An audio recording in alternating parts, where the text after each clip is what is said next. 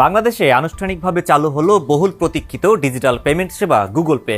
রাজধানীর একটি 5 তারকা হোটেলে আয়োজিত অনুষ্ঠানে এর উদ্বোধন করেন বাংলাদেশ ব্যাংকের governor Ahsan H Mansur. Google, city bank, master card এবং ভিসার যৌথ উদ্যোগে বাংলাদেশে চালু হলো এই আধুনিক লেনদেন পদ্ধতি।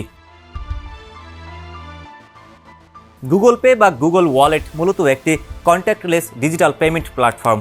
এর মাধ্যমে ব্যবহারকারীরা স্মার্টফোন দিয়ে ট্যাপ করেই পেমেন্ট করতে পারবেন।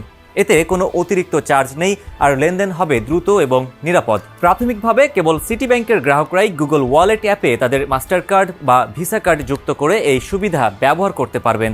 তবে ভবিষ্যতে অন্যান্য ব্যাংকের কার্ডও ধাপে ধাপে যুক্ত হবে বলে জানানো হয়েছে।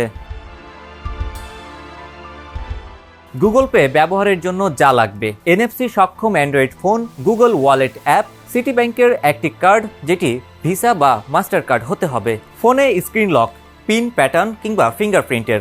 গুগল ওয়ালেটকে ডিফল্ট পেমেন্ট অ্যাপ হিসেবে সেট করা। চলুন জেনে নেই গুগল পে ব্যবহারের ধাপগুলো। গুগল ওয়ালেট অ্যাপ চালু করুন।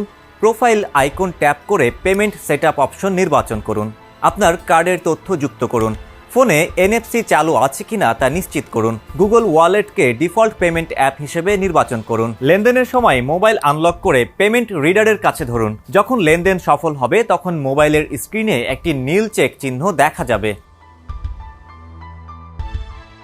উদ্বোধনী অনুষ্ঠানে গভর্নর আহসান এইচ মনসুর বলেন, গুগল পে বাংলাদেশের জন্য একটি সম্ভাবনাময় প্ল্যাটফর্ম। এটি আর্থিক অন্তর্ভুক্তিকে ত্বরান্বিত করবে। সিটি ব্যাংকের ব্যবস্থাপনা পরিচালক মাসরুর আরিফিন বলেন, এই অংশীদারিত্ব একটি শক্তিশালী ডিজিটাল অর্থনীতির ভিত্তি গড়ে তুলবে।